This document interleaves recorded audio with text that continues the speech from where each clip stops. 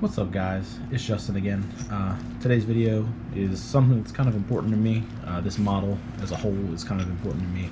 So I wrote a little bit of a script. I'm trying not to read directly from it. I'm trying to pull bits and pieces and just kind of give my general thoughts rather than read directly from a script. But bear with me. I'm going to have a slideshow playing in the back, so you shouldn't see me too much anyway. This is kind of in relation to where I've been and what I've been doing in the past couple years since I've taken a step back from Gundam content, and I don't want to say my return, but how I will be treating that content moving forward, things I'll be doing, things I plan on doing. I'm not a guy to make New Year's resolutions, but we'll cover that. So in 2020, just before the pandemic, I went to, I think it was ODO, maybe. It was one of the Richmond IPMS events. I spent a couple hours traveling there and back, and then COVID broke out. Took a big old break from work. And I think along with a lot of other people, definitely with a lot of other people, I was faced with mental health issues, I guess. The pandemic and isolation stuff kind of hit me pretty hard. It caused a lot of stress in places it shouldn't, and some of it's my fault. We're not going to get too deep into that, but things were tough, just put it that way. But I decided, I've known for a while that the biggest part of this hobby that I enjoyed was painting models. It's not so much that I like building models or the assembly process, the cleaning up. So because of that, I wanted to take a step back from Gundams. Not that I didn't enjoy them anymore, it's just the process took such a long time, and then being a parent on top of that, I needed something that was going to be easier to get me to the point that I enjoyed, because for me, this whole hobby as a whole is all about self-enjoyment. If I'm not having a good time, it's not something I want to do. So I took a step back and I started focusing my efforts on miniatures.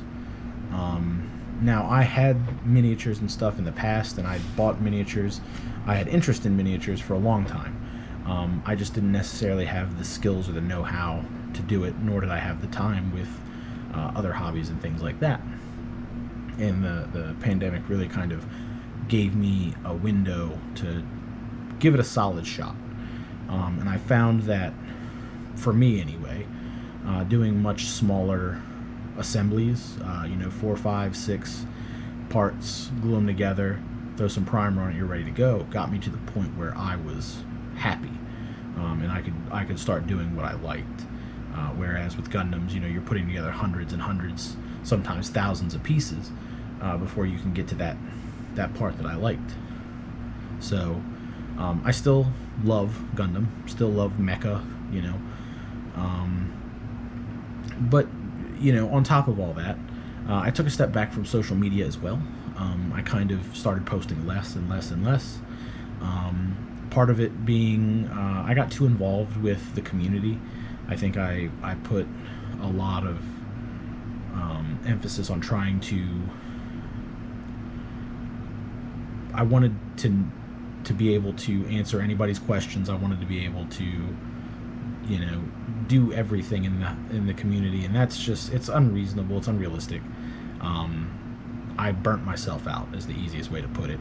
And then on top of all of that, social media for a while has been kind of doing this pivot where it favors certain creators over others. It favors certain types of content over others. Social media platforms are entirely switching what gets shown to people, and it makes it really hard for creators to keep up, especially if it's not the only thing they're doing. So when Instagram made the switch to video, we lost a whole photo platform, and it's hard to adapt to that because it was the only thing that did that. I've learned over the course of this break, who my friends are, and you know, who hangs out. I've noticed people, you know, are more distant. It is what it is. I have a hard time keeping up with people sometimes, so maybe that's part of it too. If the reason you don't hang out or talk to me anymore is because I don't engage with you, I apologize. I struggle with like worrying if I'm bothering people, or you know, I have a family of 2 kids now, so time is limited as it is. And on that, you know, I have expanded my family a little bit, and I've spent a lot more time trying to be a good family role model, I guess. I want to be present in my family, unlike my parents were to me. You know, I love my family, so they come first no matter what, every time. I couldn't do any of this without them. So I definitely make sure I devote time to that. My kids are wonderful, and I would do anything for them. So going forward, what I want to say is, with my new family structure, with my work structure, with life in general being the way it is, I want to try to get back into content creation. I really struggle a little bit with like the mental aspect of it. For some reason, I've wanted to stream, for example, for the past like year and a half now, and I can't get over that mental block of like, I have so much anxiety when it comes to just the idea of streaming.